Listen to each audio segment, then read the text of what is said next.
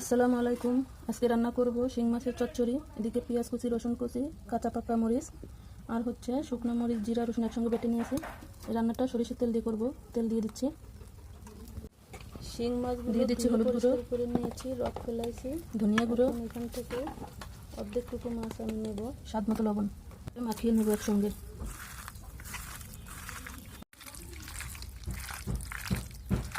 আমার মাছ মাখানো হয়ে গেছে। এখন এই সসপ্যানের ভিতর দিয়ে দেবো।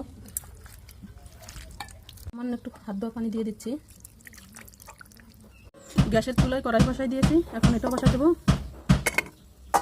ওর ঢাকা দিয়ে দেবো।